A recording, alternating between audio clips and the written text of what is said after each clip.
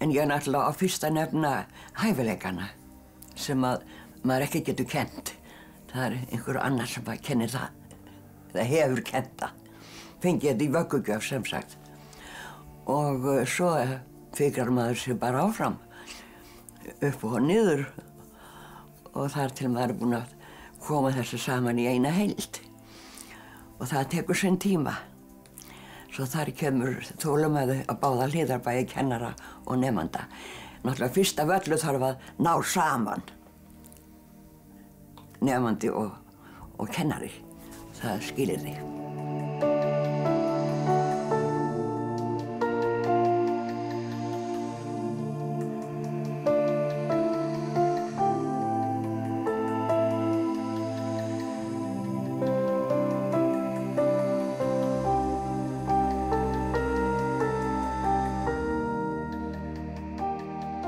Já, það má eiginlega segja að Ásgerður Júníusdóttir sé hálfgerð nörd á sviði tónlistar, sko í óperuheiminum á Íslandi. Því að hún tekur þetta svo ofboðslega, hún fer svo djúpt í málið þegar hún tekur eitthvað lag fyrir eða einhverja tónleika fyrir, þá fer hún svo djúpt í það og það kemst ekkert að nema þessi tónleikar.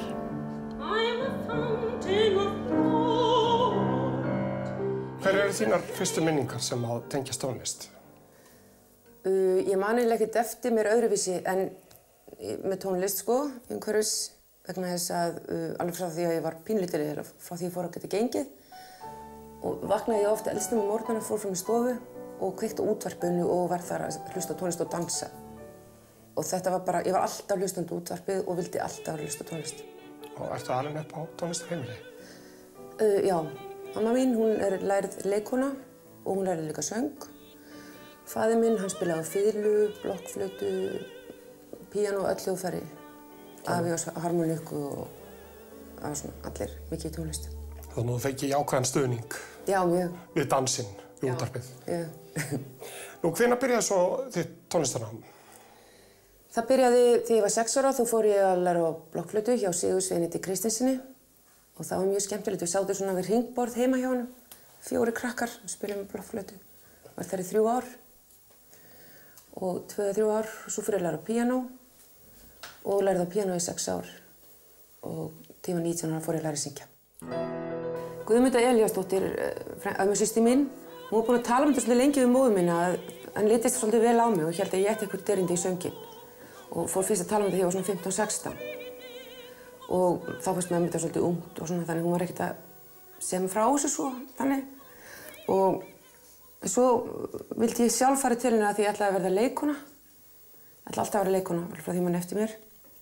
Nema því ég var 12 ára þá ætlaði ég að vera húsmæðrakennari í 1 ár.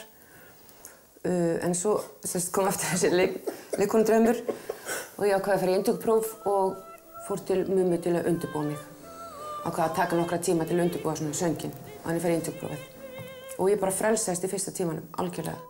Hún var presís, kom alltaf í tímana og passaði sína vinnu, komið utan að lært og var frábær nemandi. Mjög reglusöm með allt sem hún gerir og hnitmiðuð. Og það er góð sviti í þessu fagi. Einkanámið hjá Guðmundu Elíasdóttur stóð yfir í 3 ár. Eftir það fór Ásgerður í söngskólann í Reykjavík. Síðan á leiðin til London, en þar var hún aftur í einkatímum að þessu sinn hjá Grazielu Schutti. Hér heima hefur Ásgerður svo verið í einkanámi hjá Alínu Dúbik. Ég kann ekkert rosalega vel við mig í skólum. Mér finnst betra að vera í einkanámi. Og ég þekki þá tilfinningu? Já, mér finnst það annars því óbærilegt. Mér finnst það alveg rosalega leiðilegt í menntaskóla til dæmis. Já, akkurát. Mér finnst það leiðilegt að vera að loka svona inni.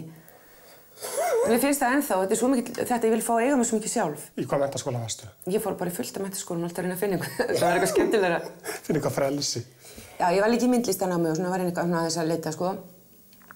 En mér finnst gaman í háskóla hins vegar. Það er svona eitthvað annað, meira frelsi. Sko það kemur manni ekkert óvart þegar að Ása segir kannski, já ég er að fara að læra frönsku. Eða svo kemur, já ég er að fara að læra portúgölsku og svo lærir hún portúgölsku, þú veist, eða svona eitthvað bara allt í einu sem hún bara leggur sig og hellir sér í. Núna hún til dæmis í listfræði í háskólanum og hún alltaf að bæta við sig. Hún alltaf sífellt að forvitnast á nýjum slóðum. Þessi mikla þekkingarleiti hefur alls konar birtingamyndir. Geisladiskur Ásgerðar, Minn heimur og þinn vakti til dæmis verðskuldaða athygli þegar hann kom út árið 2001. Hann óvanlega vel ígrundaður. Þar að finna lög eftir konur við ljóð eftir konur. Við diskinum tókst Ásgerði að sameina ólíkar tónlistastefnur og fyrir bragðið skynjaði maður ljóðasöng á alveg nýjan hátt. Já, ég var lengi að vinna. Ég hef svolítið trú á því að maður gefa sér tíma. Og hugmyndi kviknaði þegar að Kvennasögusafn Íslands var opnað. Þá söng ég 3 lög við ljóð eftir íslenskar konur. Og svo í framhaldi af því, þá fekk ég svo hugmyndi að það var nú eiginlega Helga Kress sem fór að tala þetta eftir þessu opnun. Það var nú synd að það var ekki búið að taka þetta eitthvað saman, sko. Og svo fór ég svona að velta þessu fyrir mér og ætlaði fyrst að gera disk bara með lögum við ljóð eftir íslenskar konur. Og svo langaði mér bara að losa mig við alla karlmennina og vera bara með lög og ljóð eftir íslenskar konur. Þannig að léstu fólk semja fyrir þig? Já, ég reyndi að grafa upp bara alla konur sem ég vissi að veru sem tónlist. Og svo sendi ég sendi bréf og baði þeim að semja fyrir mig lag og þær mætti bara velja sér ljóðskáld, ljóðskáld, sjálfar. Álstarfið híennan lónar í Afríku. Ég meina, það sem er svo ofanlegt við þennan diskir er að þetta eru konur úr öllum geirum tónlistarinnar. Þetta er bæði þetta akademísk tónskáld og líka konur úr dægur geiranum, við má kalla það. Já, mitt. En samt er þetta allt í svona ákveðnum ljóðasöngsbúning sem er svo sérstakt og það er svo vel heppnað líka. Það er frábær lög eftir, ég meina eins og Rökku Gísla og Möggu Stínu og Björk. Já, þessar söngur, maður fann einmitt líka, ég er alls ekki að gera en maður finnur til dæmis þegar svona söngkonur er að semja. Þær semja svo þægilega fyrir röddina. Þær kunna svo á þetta hljóðfæri og það er svo gott að syngja þetta.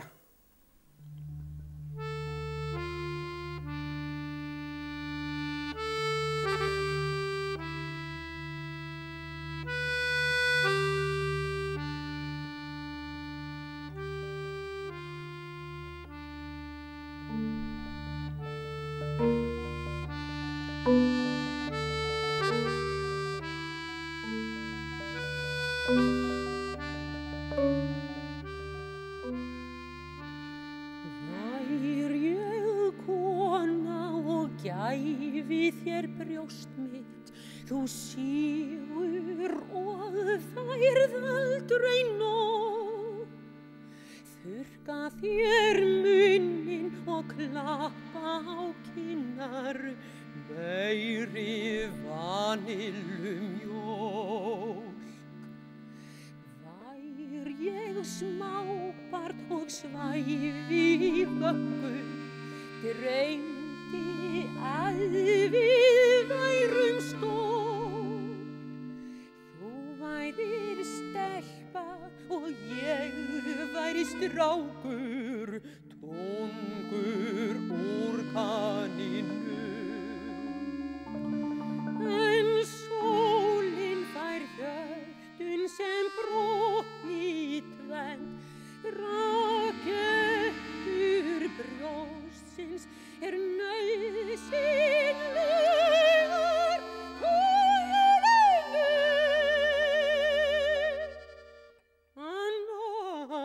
Ekkert ljós.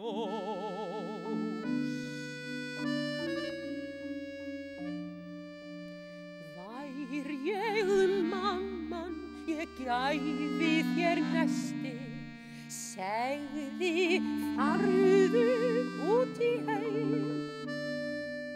Komdu ekki aftur og sendu mér hnykki, jafnlangan fjarlægðinni. Því Guð biður menninum ævintýr, ástar sem dafnar og magnast út af veraldir. Andinn stígur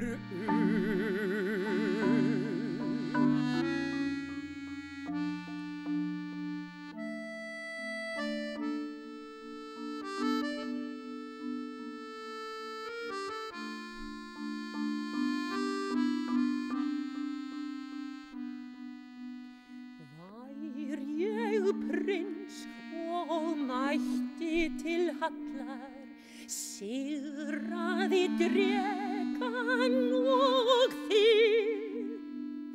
Legg á hjarta þér krans eða bakstra, þó flýgur ég verðum kyrr. Því ég heilsa eins og ég kveð þig ást. Tímabil hita og fylla yngar allt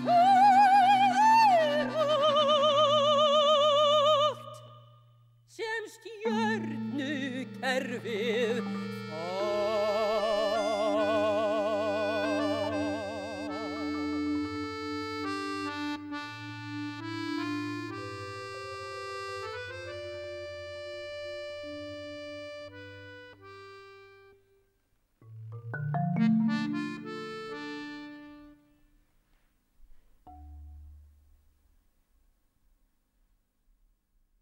Ásgerður hefur verið áberandi í öðruvísi óperu uppfæslum, framúrstefnulegum nútíma óperum og líka í nýstálegum útgáfum gamalla ópera.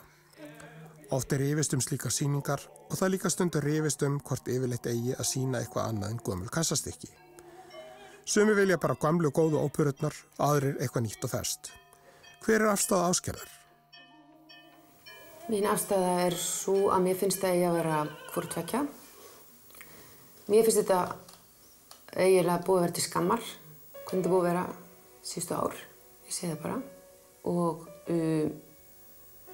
mér finnst mjög mikilvægt núna að allir eru að tala peninga og hvað um litla peninga og fara vel með peningin og annað slíkt, að þessi peningur sem íslensku óperan fær, það notað þó peninga mikil skynsemi. Og líka til þess að, við tökum eins og íslensk tónskáld, af hverju fá þau ekki að vinna til dæmis í íslensku óperunni, í nýsköpun. Af hverju hvað, ég held að sé einn íslenskur söngvari á fastum launum í óperunni. Hvað eru margir sem vinna á skrifstofunni, skilur, hvað mikið bákn. Ég held til dæmis að íslenska ópera þurfi ekkert að hafa hús. Ég held að fara alltaf mikill peningur í að reka þetta hús. Hvað ættu þá ópera? Ég veit ekki, kannski bara að finna hentugt húsnæði fyrir hverja sýningu. Skapa umgjörð sem hentar hverja sýningu fyrir sig. Leigja hús, fara inn í Þjóðleikhús, fara inn í listasafn, fara inn í kartöflugeymslu, whatever, skilur við, út á Hólmann í tjörninni og út í vatnið hjá Norræna húsinu. Ég var þarna daginn. Það eitthvað svona tónlistarhátíð í Finnlandi. Það byggði upp svona pallur út í miðju vatni. Og þetta alveg fullkomið þarna hjá Norræna húsinu. Það svona brekkur í kringu vatnið, eða tjörnina. Lítið sveið þar út á, góður stegi. Miklu meira frelsi og það alltaf verið að rífast yfir hvað komist fáir þarna inn í óperuna og ég bara misti þetta alltaf mikil yfirbygging. Ég heldur bara höfum ekki efni á þessu. Það má gera óperu á ódýrari hátt. Það má hafa minni hljómsveit, það má hafa strengjakvartett. Það þarf ekki alltaf þennan ofboðslega mikla ljós á útbúnað sem svo dýr. Maður geti til dæmis, mér finnst mjög gaman að vera fluttar óperur við kertaljós, eins og væri gert í gamla daga. Maður getur bara fara í einhvers gamla fristahúsi og með ekki neitt og bara með nóg ljós, góðu söngvarum og maður getur búið til óperu.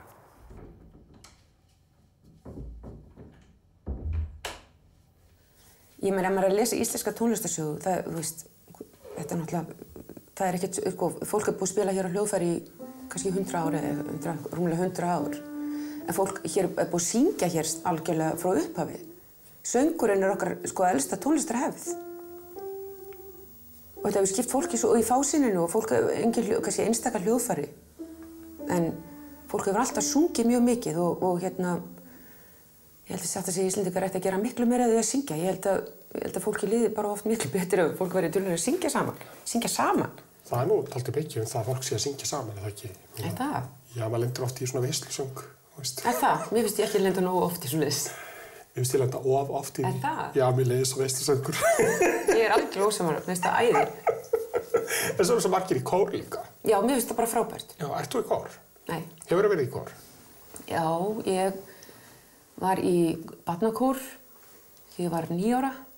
En ég talaði rosalega vitlaust þegar ég var lítil og ég var alveg óbúslega hás alltaf með svona dimma hása rödd og fór inn á kór og var sveikurinn eins og kráka.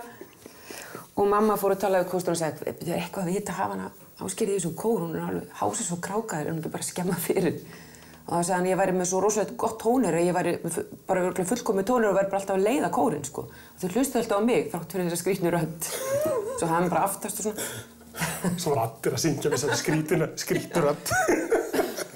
Nei, þessum hluti. En það, ég var í kór þar, mér fannst það rosalega óþægilegt líka því að ég með svo sterka rödd, ég var alltaf að reyna, kannski var líka það, ég var alltaf að reyna að syngja svona lágt, reyna að minnka röddina. Það ekki heyrast of mikið í mér, af því maður má ekki skera þessu svona úr. Af því ég er mjög sterka rödd og þannig að mér alltaf finnst mjög óþægilegt að vera í kór og syngja með. Já, það væntanlega hentar ekki öllum söngurum. Nei, ég er alltaf eitthvað svona að reyna að stilla mig, mér finnst það mjög óþægileg tilfinning. En ég meina, já, þetta er alveg rétt hjá þér að ég meina að sönghefðin á Íslandi er miklu eldri heldur en hljóðfærahefðin. Já, og ég minnst þetta bara alltaf að ég var að lesa ævisögu Einars Jónssonar, myndhöggvara daginn. Það var svo gaman að lesa hana. Það var svo mikið tónlist í þessari bók. Þau voru alltaf syngjandi. Það var bara öll kvöld, allar hátíðir og það var svo fallegt. Hans fyrsta minning tengist tónlist, hann fer í messu og það er orgelið. Hann sér orgel sem er allt málað, einhverju fallegum litum. Og þetta rennur allt saman. Þetta er fyrsta minningin, það er presturinn að tóna í rauðri og giltri einhverju skikkju, orgelhljómurinn og það eru litirnir í skikkjunni og tónlistin. Þetta er hans fyrsta minning. En út af því vorum að tala um óperu. Íslendingar eiga sér mjög stutta óperuhefð. Já, en við hefum náttúrulega fullt af óperu sem aldrei eru fluttar. Og hvað skandall er það? Og þetta er ekkert allt einhverjar risavaxnar óperur. Mér finnst bara alltaf að fólk fá að heyra hvað við eigum. Mér finnst það bara dónaskap eitthvað Íslendingum, eða ekki fólki að heyra aðeins meira, skilurðu, hvað er til hér? Því er oft haldið fram að ég meina ef það væri bara fluttar í íslenskar óperu, þá myndi ekki koma. Já, ég meina, fólk hefur ekki áhuga á nýjum óperum. Er ekki alltaf að gefa þið séns? Og er ekki alltaf að auglýsta það jafn mikið og slagaran, eða skilurðu, fyrir ekki að söngleikja og annað slíkt? Já, kannski er þetta bara að snýst hvernig þetta er auglýst. Já, þetta er eitthvað mikið vantrú og svona vantraust á fólki, þú veist, gefðu þessu séns. Og það þarf ekkert að vera, þú veist, eins og ég segi, mér finnst bara alltaf á hverju einasta ári eigi að flytja eina óperu sem er unnin af íslenskum listamönnum. Söngurum, hljóðfæraleikurum, tónskáldum, rithöfundum, myndlistamönnum. Ég held samt að óperuformið sé mjög staðnað að mörgu leyti. Já, hvað er það? Bara, ég held að það býði eftir alveg eitthvað svona endurnýjun og ég held að það sé margir sem finna það finnur alveg það er öll tónskáld vilja sem í óperur og ekki, veist.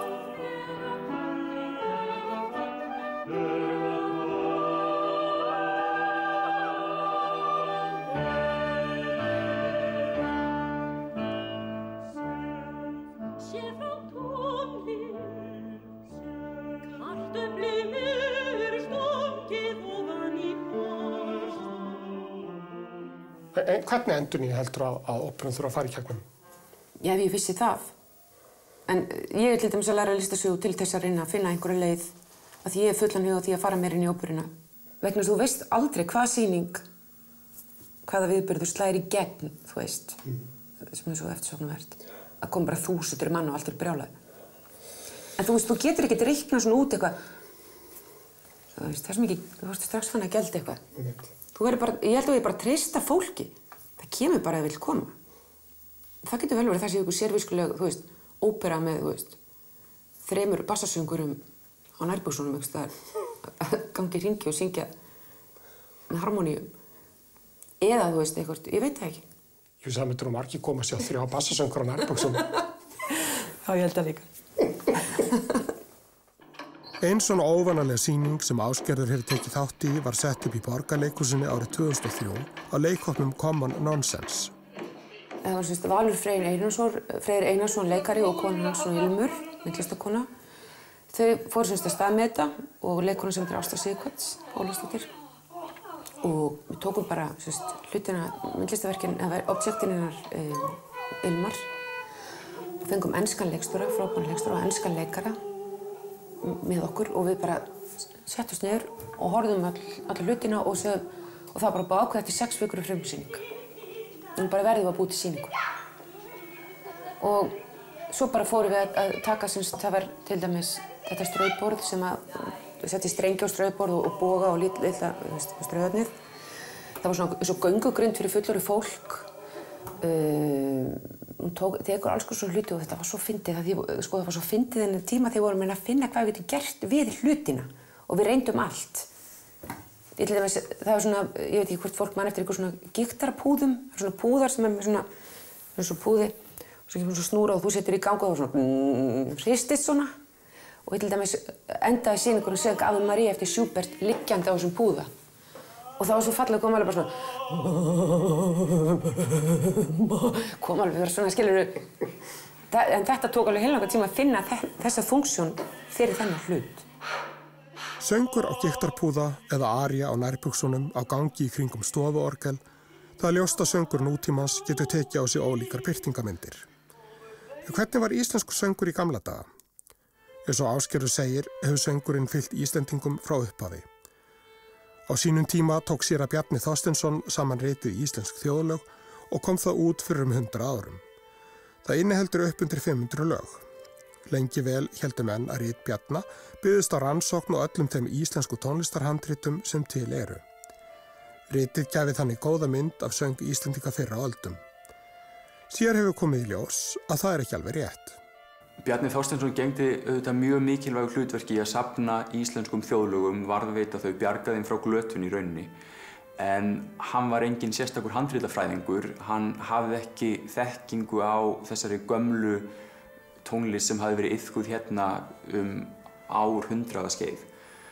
Ef við bara hugleiðum aðeins þá staðreynd að Ísland var kaþólskt í 550 ár. Hér voru 6 munkaklaustur og 2 nunnuklaustur aldir. Hver einasti maður sem hefur komið í klaustur, til dæmis í Mið-Evrópu, veit að þar er sungið meir og minna frá morgni til kvölds. Það er heppilegasta leiðin til að lofa Guð og ná sambandi við Guð, af því að með því að syngja þá losar þig úr þessum viðjum hversdagsleikans og sálinn stefnir eitthvað hærra. Og þess vegna er til þessi ótrúlega mikli tónlistararfur sem tilheyrir kaþólsku kirkjunni, hann er líka hér. Vandinn er sá að við eigum svo fáar heimildir hann, af því að með siðaskiptunum þá var ákveðið að þess konar minjar kaþólska tímann væru óæskilegar, þannig að þessi handrit voru ýmist eyðilögð eða látin grotna niður. Meiri segja Árni Magnússon, eins mikill spekingur og hann nú var, hann hefði engan áhuga sem handritum af því að þau voru á latínu. Hann vildi bjarga því sem var á íslensku.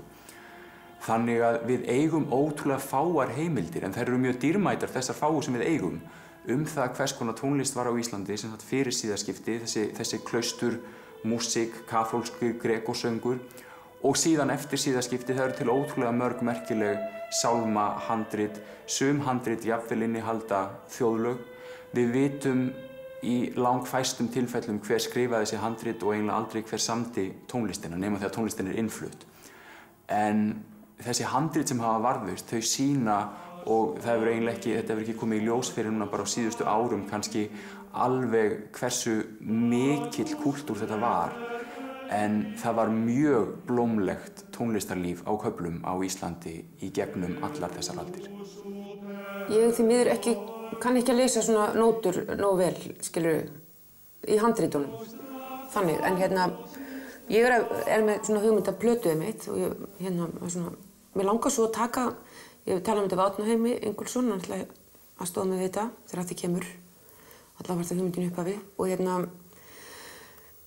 að taka þennan tónlistararf eins og maður tekur vasa í uppgrefti í Grikklandi eða eitthvað sem átti eitt brot af þessum vasa. Við setjum á sýningar, forngripasöfnin og svoleiðis og þá var sem búið að teikna svona vasa í kringum eitt brot.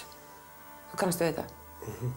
Mér langar að taka svona lagstúf úr handriti og texta og smíða heila stóra aríu í kringum hennar bút og búa til smá tónlistararf, þannig. Þetta hefur verið gert haldið upp í menna að þegar þessi arfur var kynntur, sem var held ég með minnir á hátíðartónleikum í Skálholti árið 2000. Já. Og þá var svona stefna þar að fá tónskáld til þess að semja tónlist sem að væri byggð á þessum söngarfi. Já. Mér langar að taka sko, því ég er svo rosa hrifin af Vivaldi, mér langar, þetta er bara, þú veist, eitthvað svona frekja í mér langar svo svona stórar konsertaríur. Óbúslega krefjandi og, þú veist, óbúslega fallegar. Og svo segja þetta þessi íslenska aría. Mér finnst það óbúslega gaman, þetta er náttúrulega bara eitthvað svona draumur. Þetta hvort það verði eitthvað svona, þetta er svo stórt dæmi, sko. En hvað með íslensku sönglögin? Hefurðu sungið þau mikið? Já, mjög mikið. Skoða þau mikið. Bjóða þau upp á ólíka meðferð? Já. Þetta er bara eitthvað grind. Þetta er bara, þú veist, skilurðu, ólíka meðferð. Já, ég meina, þú veist, þetta bjóða upp á ólíkar útsetningar. Já, þetta sjálfsögðu. En ekki kannski öll. Ég held að maður verði líka að vanda sig þar, sko. Sum lög, ef maður tekur svona lítil einföld lög, það er alltaf að kæfa þau og rústa þeim og þetta er mjög svona vand með farir, held ég. Maður verður svona aðeins að virða anda hvers lags. Ég held ég að við kynnst fyrst íslensku þjóðlánum gegnum Þursaflokkinn. Já, það ég held ekkert smá með þá plötu. Einmitt. Það mér varst það líka. Ég fyrst alveg stanslaust á hana. Ég var 11 ára. Sæmundur Klemensson var rosa flott og líka hérna fyrsta lagið.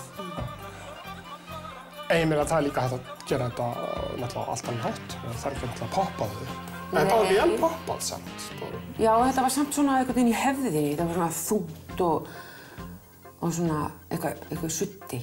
Er það stemningin í íslensku þjóðlánum? Nei, alls ekki. Hjá þeim, þarna. Nei, svona rytmísku suddi. Já, mér finnst það hjá þeim.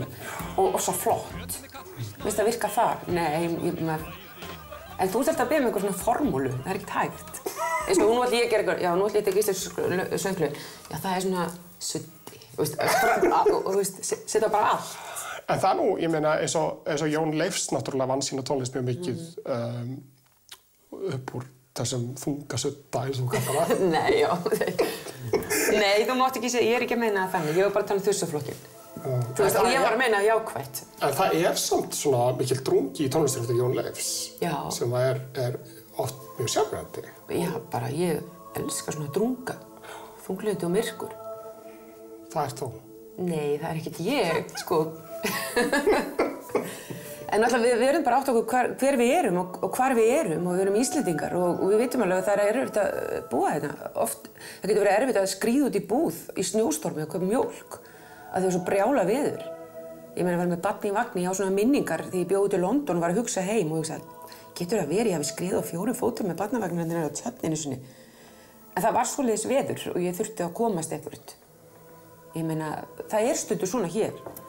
Óbúslega kalt, óbúslega erfitt, óbúslega mikið myrkur og þetta er ekkert slæmt, endilega. Og mér finnst bara fínt að þetta kemur fram í tónlistinni, það er bara... Ertu hrifin af tónlistinni eftir Jón? Já. Því sem ég þekki náttúrulega ekkert mikið það sem ég hef heyrt. Ég hef náttúrulega ekkert heyrt allt, ekkert allt flutt. En sönglögina sum. Alveg. Frábær. Frábær.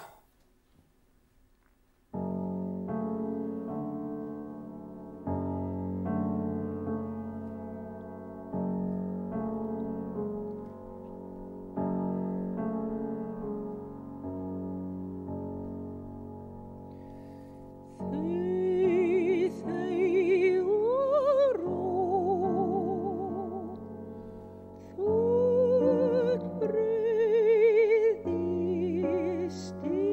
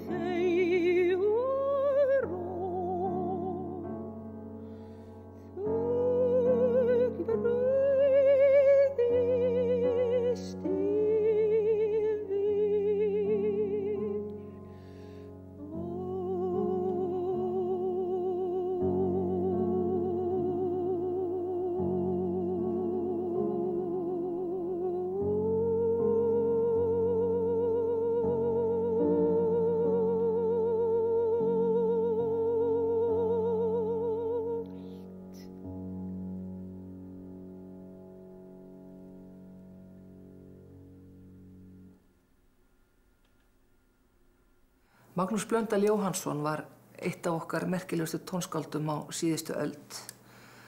Hann lærði tónlist í Bandaríkjunum, kom heim og var eitt af fyrstu raftónskáldunum hérna. Eitt fyrsti raftónlistamaður sem við áttum. Og því sviði var hann mjög frjór og merkilegur og mikill frumkvöðull. Þegar platan hennar Ásgerðar með sönglögum hans kom, þá var Magnús Blöndal ekki þekktur af þessum lögum. Þau höfðu sára sjaldan heyrst fyrir utan eitt lag og það sem að Elli Vilhjálms gerði frægt, Sveitin milli sanda. En Ásgerður gerði þetta mjög vel og það var náttúrulega ótrúlegt hugrekki sem þurfti til að setja á disk lög sem að nánast enginn þekkti eftir tónskáld sem að margir voru búin að gleyma og var að auki þekktur fyrir eitthvað allt annað. En fyrir mér upplögst sannleikur raftónlistinnas og hvers vegna hún hefur alltaf, eða var alltaf svo aðgengileg og falleg og yndisleg. Hann hafði í sér alla þessa lýrik í söngtónlistinni og hann var mun fjölhæfara og fjölbreyttara tónskáld heldur en að ég held að fólk almennt hafi gert sér grein fyrir. Mér þykir mjög vænt hann, ég hitt hann aldrei sko, en mér þykir mjög vænt hann Magnús Blöndal Jóhannsson eftir að við unni þennan disk og ég talaði mikið við fólk sem að þekkta hann til að fá svona einhverja mynd á hann. Það skipti mér svo miklu máli, ég var líka lengi að vinna þennan disk og mér skipti svo miklu máli einhvern veginn að kynna mér allt svo, ég talaði til þess með Þuríði Pálsdóttur, hún þekkti hann, fólk sem svona hitt hann, skilurðu, og einhvern til að fá mynd af manninum og reyna einhvern veginn að vera því síðan trú í að skila þessum lögum. Einhvern veginn að byggja eitthvað svona fallegt og notalegt. Já, ég gerði þessi sönglög, tók öll sönglögin hans og hékk á Landsbókasafninu hér og þar að leita að, þú veist, Bjarki Sveinbjörnsson hjálpaði mér mikið og vann mikla rannsóknarvinnu og eins og ég segi, kynnti mér hann svona eins og ég gat og svo fekk ég 5 íslensk svona tónskáld af yngri kynslóni til að svona útsetta, velja sér eitt lag og setja rafrænan búning. Þannig að þetta ekki upprunalegar útsetningar? Bæði. Ég tek sönglag, sko, eins og eitt lag sem heitir Aría, það sem bara, já, þessi minningin er bara sungið á sérhljóða og svo bara píanó uppálega, þannig semur hann það og svo tekur Ghost Digital og býr til 7 mínútna lag.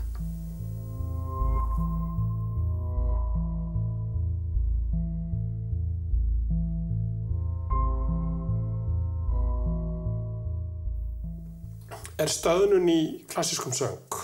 Eru margir íslenski söngvarar draumalandssöngvarar? Já, nei, ég veit ekki. Á ég við að söngvarar sem eru kannski staðnaðir í sinni... Alltaf að syngja sömu lögin. Alltaf að syngja sömu lögin aftur og aftur. Draumalandið, alltaf með. Já, það líka fullt af íslensku rithöfundum sem alltaf að skrifa um bókina og fullt af myndlistamönnum sem alltaf að mála myndirnar og alltaf fólk sem alltaf að endurtaka sig. Ég held að söngvarar sé ekkert endilega, ég veit það ekki, það bara hættulega þessi stöðnum sko hjá öllum listamönnum að það bara einhvern veginn að reyna að feta nýja slóðir og gera þetta svolítið persónulegt og treysta því bara að maður hafa eitthvað fram að færa og velja bara, ok, þið finnst þetta lag alveg rosalega fallegt en það kannski ekki mörgum öðrum sem finnst þetta, en samt syngur það bara. Þó að, þú veist, fólki finnst þetta óbærslega skrítið og óþægilegt jafnvel og svona, þau gerur það samt. Af því þið langar til þess og þið finnst það skipta máli. Ég held að þessi hugsun sé svo mikilvæg.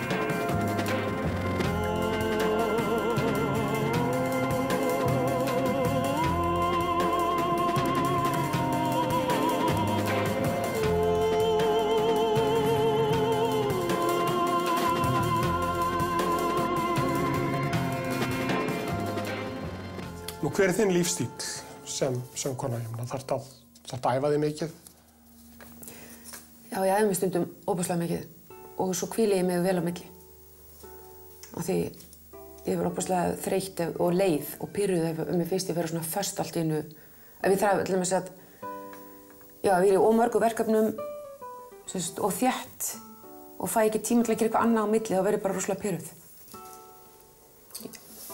Ég vil til dæmis fara út í garð á gúmmístígvélum og stíga upp beð og ég vil fara út að labba og lesa mikið og svona, ég vil fá næði til þess á milli.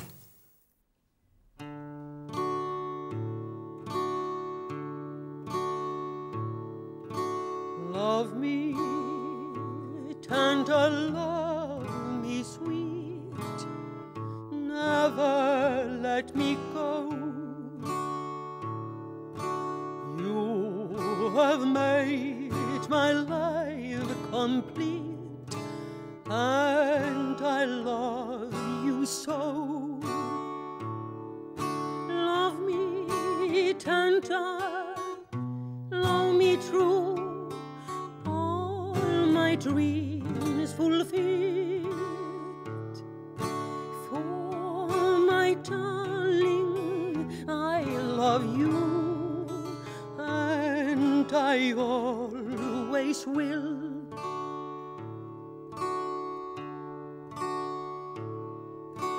Love me tender, love me long, take me to your heart, for it's there that I belong and will never part. Love me tender, love me dear, tell me you are mine. I'll be yours through all the years till the end of time.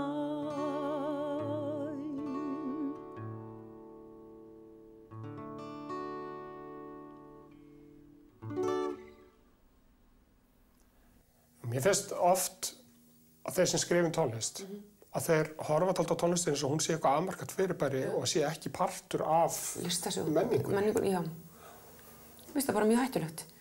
Og ég held að sé bara, kannski þetta þú ert að tala um að fólk sé að syngja alltaf sömu lögin og svona, það er takmörkun.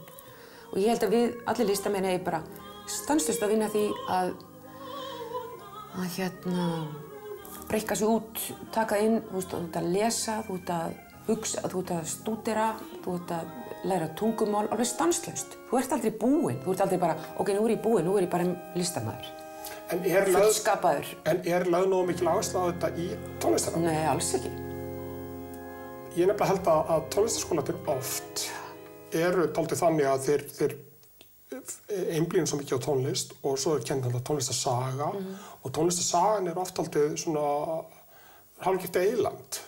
Já, það vantar þessar tengingar, heimspeki, skilurðu, bókmyndir.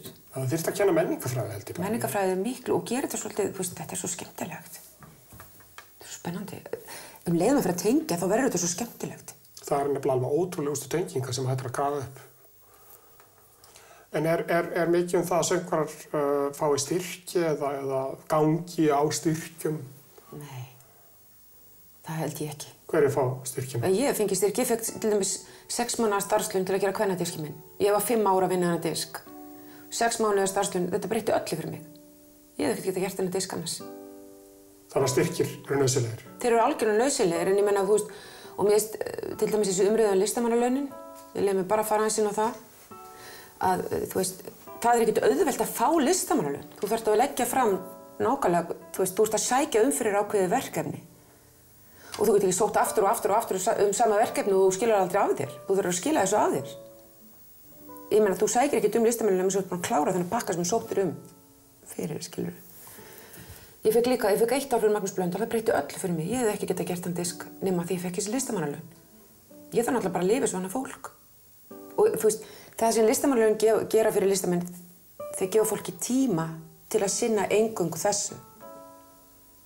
Þú þarft ekki að vera í einhverju harki, þú þarft ekki að vera að kenna í 5 tónlistarskólum, þeytast allan bæinn. Ég meina, flestar þetta fólk, fjölskyldufólk, þú hefur ekkert endalausan tíma. Þetta er lúxus, þetta er tími sem þú færð fyrir þetta verkefni sem þú sóttir fyrir. Og þetta er mjög, mjög dýrmætt.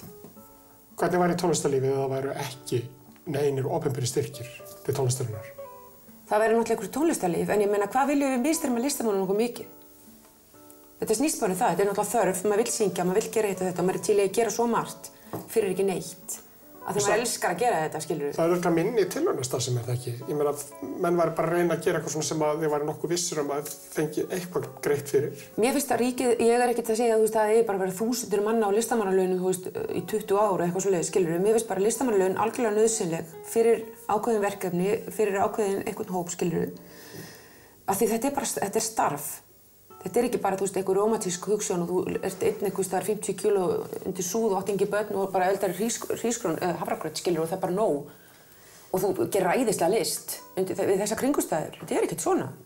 Þetta er bara fólk sem á fjölskyldu og þarf bara að draga fyrir lífið og vill gera svo margt. Og ef þú færið einhver laun, þó sem með 3 mánuði, þá bara er það ákveðið frelsi. Tími.